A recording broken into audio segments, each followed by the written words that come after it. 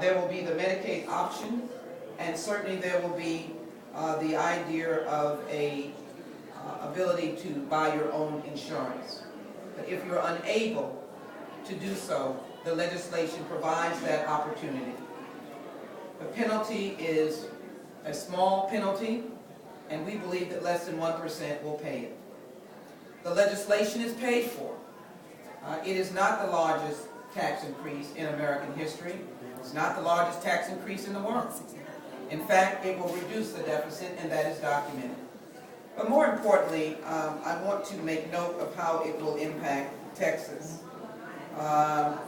We live in a very difficult time, and so I think it is important to take note of several facts that are extremely important.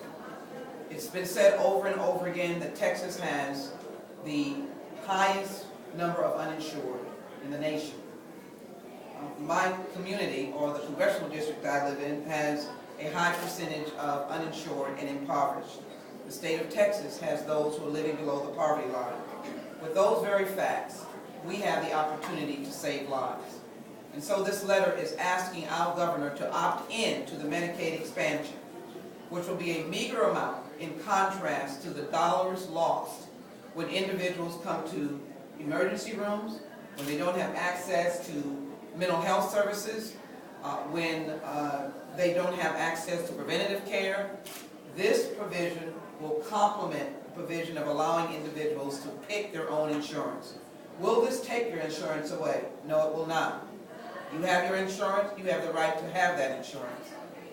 Will this co-opt insurance companies? No, it will not. In fact, insurance companies indicated that the mandate would help them lower costs.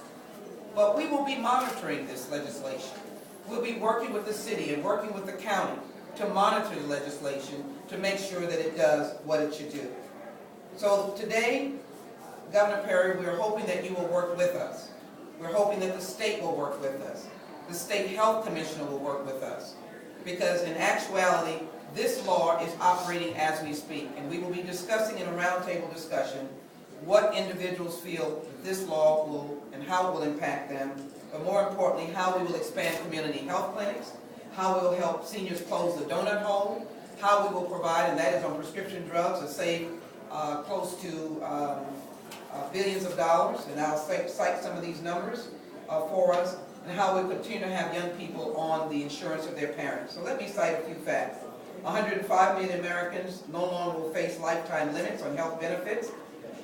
The Affordable Care Act, more than 20,000 people could reach that lifetime limit each year.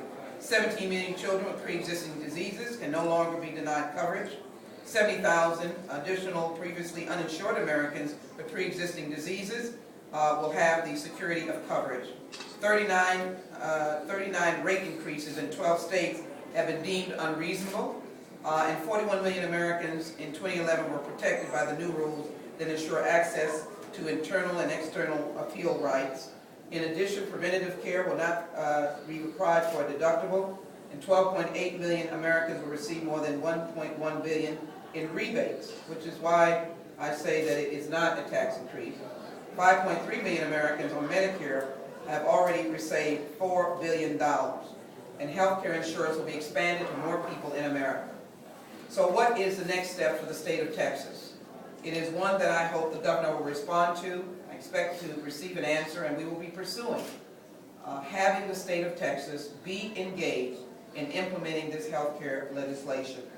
I'd like for a moment to call upon Dr. Phillips just to speak about the need of medical professionals and the numbers that have gone down, and as you well know, we provide provisions in this law, if you've not reviewed it, that give additional dollars for medical professional training, particularly doctors. Dr. Phillips?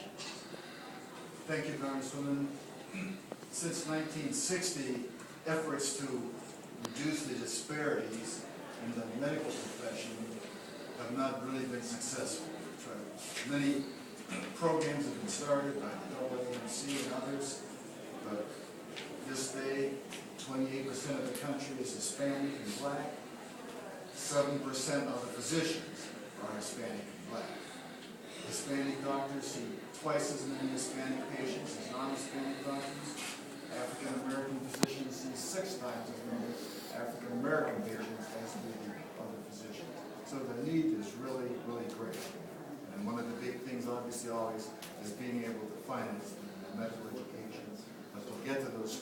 let them know that they're needed and there are programs to help support them. Thank you very much. We're delighted to have Dr. Lois Moore, who has for years worked in mental health needs, and she has seen the needs of our county spike, and she's seen the county be with resources and without resources. But more importantly, I thank you, Dr. Moore, for highlighting and raising the issue and the needs of those with mental health issues in our community. Would you just discuss those needs and the importance of having access to health care?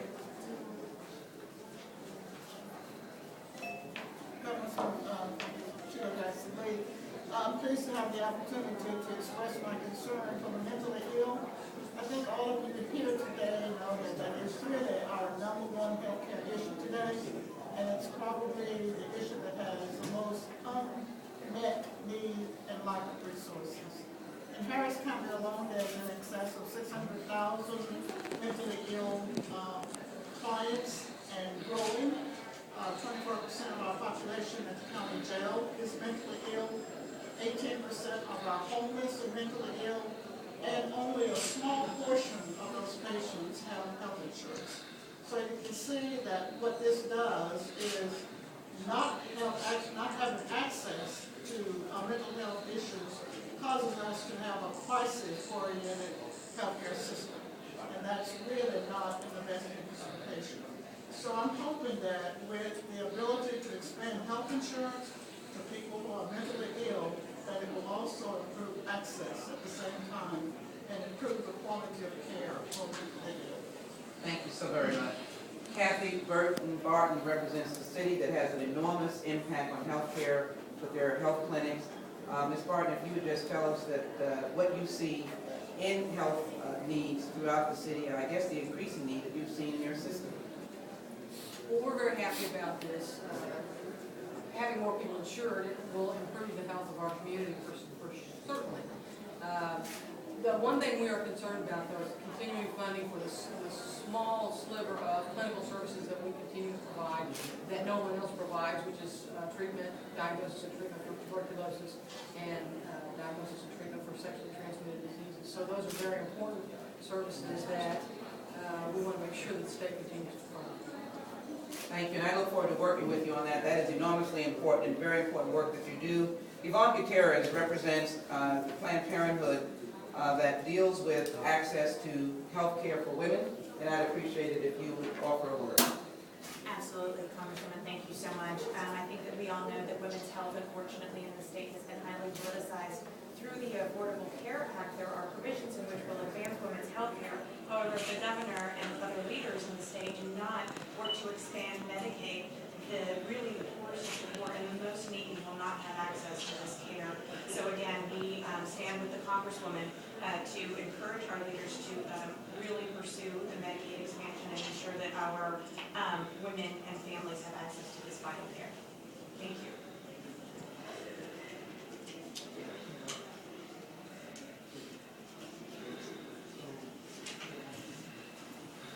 Thank you, Dr. Congresswoman. My name is Kitty Chandler, and I represent Asian American Family Services. And as the only mental health counseling agency in Southwest USA, we are very pleased to stand with you and pleased that the Supreme Court has upheld the Affordable Care Act. The Affordable Care Act will have a significant impact on the health and health outcome of all Houstonians, but especially more than the 200,000 of Asian Americans who call Houston home. More than 11% of Asians live below the poverty level, and 35% or more are either uninsured or underinsured. The expanded Medicaid eligibility and coverage for childless adults with low income should provide some relief and allow for prevention and early intervention, health measures, and positively impact the health of the community. So Asian American Family Services does stand and uphold and is very pleased that this is passed. Thank you. Thank you very, very much. Let me call off other participants that we're going to get ready to go inside. Patricia Gray, Director of Research and External Affairs, thank you for being here. We're going to be inside to hear you. Dr. Lovell Jones, PhD and Director of the Center for Health Equity and Evaluation, which we will hear inside. and Dr. Danja Stelzig with MD Anderson. We've heard Dr. Janine Daly Garnes, Kathy Burton. We've heard from LaTanya Darden with Central Care Community Centers, Health Centers, and Leanne Kroon for Chief Financial Officer for the, you did not put, where is it, San Jose? San Jose, thank you. And Nellie Fraga, Yvonne Gutierrez, we've heard from Mr. Siegel, Children at Risk. Okay, must be inside. Dr. Phillips, thank you, all right. Dr. Phillips, thank you. Dr. Peter Ledbetter, we've already heard from, thank you so very much. And Ron Cookston, and Karen, I see you over there. How are you? Gateway of Care, we're looking forward to hearing your word. Nellie, you're over there. And is it Central Care Clinic is here? Latoya, thank you so very much. Reverend Pickens with Brentwood Baptist. Thank you so very much. And Reverend Lily Seals, Brentwood Baptist, who all know about. Why don't we just have you say a word, whichever one. Reverend, why don't you come forward? You've done such a great job with HIV, and we know that you've been working on affordable care. We're proud today to be standing with Congresswoman Sheila Jackson Lee and the rest of these fine people who are excited about this move toward a level playing field for all citizens. I stand for Brentwood Baptist Church and the faith community. We greatly touch the lives of people who are in desperate need weekly of these types of insurances, and young people in college that need to be on their parents' insurance. And so it is just with a deep sense of satisfaction that I stand here today and labor before our governor that he passes and expands this bill. Thank you. This message is coming for people who have hands-on experience dealing with the healthcare circumstances of our community. This is not a message that is coming with any other burdens other than the fact that we've seen people in need. The forum that we will begin right now will address, hopefully, concerns by these experts who will be in the room, who will be able to express, along with others who have gathered, why this is a major productive impact, the Affordable Care Act, and the statement by the United States Supreme Court that this is a major statement on healthcare in the state of Texas. What we want for our future is for our children to be able to be born with a bright future, and that no child, regardless of their physical condition or their mental condition, lives should be deterred because they do not have access to health care. No woman should be determined not to have access to health care. And no individual, no returning soldier, no disabled person should not have access to health care. Right now is the time for the state of Texas to immediately begin structuring and putting forward and engaging with health professionals from the Texas Medical Center to the city, to the county, to various professionals that are theorists on this issue to begin to design how we can address the diverse communities, how we can do the impoverished communities, and how we can work with institutionalized medicine, whether it is from the actual rendering of medicine to the planned insurance structures to be able to let Texas come into the 21st century and to ensure that we have covered for all Texans. That's our intent today. That's our intent before July 4th, in a day that we celebrate the greatness of this nation. Do we have any questions? Can I ask a quick question of Mr. Cookson? If you will, speaking on behalf of the safety net community, including clinics and all the infrastructure in our region, is there any talk about how the safety net will be improved and made stronger, expanded possibly, or is that premature considering you have to wait and see if the legislature will actually expand Medicaid in Texas? Sure, but the safety net has been responding. Central Care Community Health Center, San Jose Clinic are standing up here with us. They've been expanding, preparing to serve this population.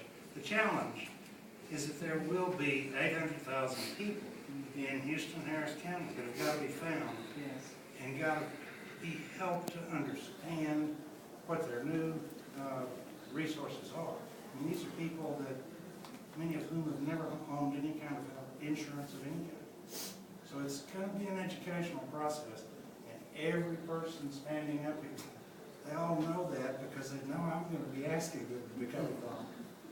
Before we close, I got to say one word, and that is the persistence. A long-term career on the part of some people that have been driving this message forward over so many years has to be recognized and understood. Before many other people were even talking about this issue, Sheila Jackson Lee, certain other legislators were talking about this issue, and only through persistence. It would have been so easy to get tired and to have quit and to have gone on to, I don't know, building roads or something. But they didn't do it. And so I hope that everybody will join me in expressing our appreciation to you for the work that you do.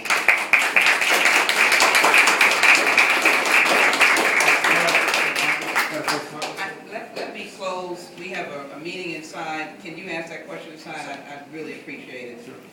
The meeting is inside, but yes, sir. Just real quick, it seems like you have a two-pronged battle here. This issue's been so politicized with Republicans in the state of Texas and the Republicans at the national level. Do you think the Republicans will be able to try to repeal? The repeal vote for the Congress is set on July 11th, and the majority in the House is held by our friends on the other side of the aisle. I think the very passionate plea that we've heard from a collective group of individuals who I have no knowledge of their political persuasion, do not come here on that basis. We hope the stories of millions of Americans who are now have a lifeline will be a convincing story. There may be a vigorous debate on the floor of the House and a vote, but obviously the President of the United States, who believes this bill is a valuable bill for Americans, has a veto power. We also know that there are two houses, and we know the Senate is not inclined to move forward on any repeal. That gives us the opportunity to sit down at the table of reconciliation. My letter to the governor is a letter suggesting that the expansion of Medicaid and the opt-in, that he should opt in, not on his behalf, but on the millions of Texans, now 800,000 that have been not found in this area, to be able to stabilize their lives. Everyone knows if you stop people from coming to the emergency room, you will decrease the heavy burden on health coverage or health coverage and health access in this nation. All the professionals know that. All the community health clinics know that. The proliferation of community health clinics, which by the way is a recent proliferation, has seen a major indent and impact on people without access to health care. So my point is, I'm hoping the stories of millions of Americans will persuade my colleagues that this is not the right direction to take. And usually Americans have adhered to the Supreme Court and the law of the land. It's been a very difficult battle. It had not ended when we voted and the bill was actually signed. Many went to court. That is their privilege. The court has now spoken. To suggest repeal as opposed to fix, complement, make better, which is what America's always done. Medicaid in 1965 was not a Medicaid that had the expansiveness that it has today. Many things need to be fixed in our healthcare system, and the health professionals behind me will be the first to raise their hand. But what they do know is the pain they have in turning sick people away. And the story of the constituent of mine who's now in surgery, where would she have gone if there had not been some basis for her being able to come to a hospital that could keep its doors open? This bill helps hospitals in allowing them to be the humanitarian and the Good Samaritan, because in fact this bill provides uncompensated or care for uncompensated care that they've given, meaning they have no compensation, they didn't turn the sick person away. These hospitals can be compensated so that their doors can stay open. That is good news, if there ever is good news for the American people. Thank you. Can we all go inside? Thank you all very much.